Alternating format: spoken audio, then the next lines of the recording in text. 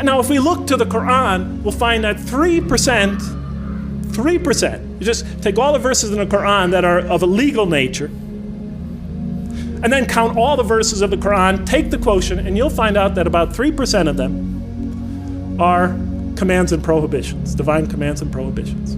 97% of the Quran teaches ethics, the relationship between God and man, the purpose of life, morality, other truths as well. The history of nations in the past teaches us how to be self-critical, the extreme importance of using reason and faith, teaches many, many major themes. You know what I was taught when I became a convert? Rules, rules, rules.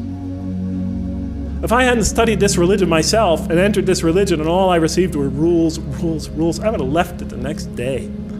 Thank God I read the Quran first. If we're going to draw these indigenous people, our own children, that second, third, and fourth generation, those converts and non-Muslims into this religion, let us begin by following the model established by God himself through his prophet Muhammad, peace be upon him. As he once said to Mu'adh bin Jabal on his way to take the dual leadership of the community in Yemen, he said, first teach them that there is no God but God, and that Muhammad is his messenger. And when they have fully understood that, then teach them how to pray.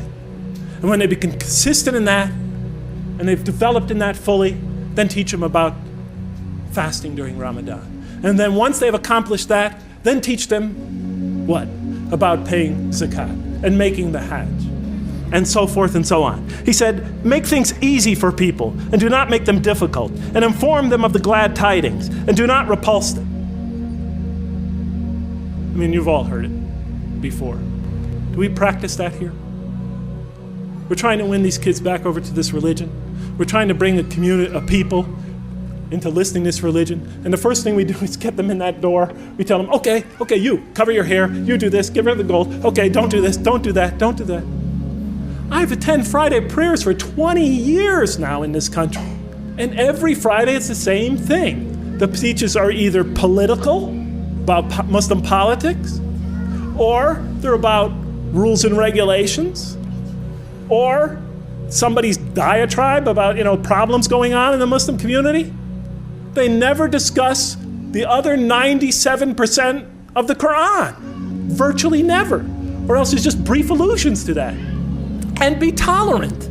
When we bring people into our community, don't expect them to become Middle Easterners or, Arabs or Pakistanis or Sri Lankans the next day, or ever even. Give them time to grow into the religion.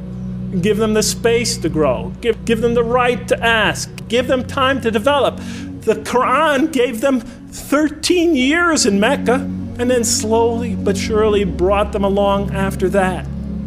We always put the cart before the horse. If our kids come to our community not so modestly dressed, it's better that they come than not come at all. We have to start, if they have this or that problem, if their behavior is not perfect from our particular perspective, it's better that they come and hear the message.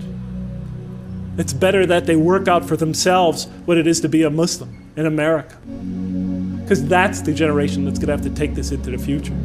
It's better for them to be among us than not to be among us. If the Prophet and his companions adopted our approach, there'd probably be no Muslims today. How about the time the man came and he urinated in the mosque in that famous hadith report? The companions were ready to kill the guy.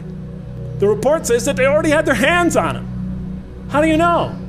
Because the report says the Prophet said, let him go. Go get some water and pour it over it. You've been sent to make things easy for people, not to make them hard.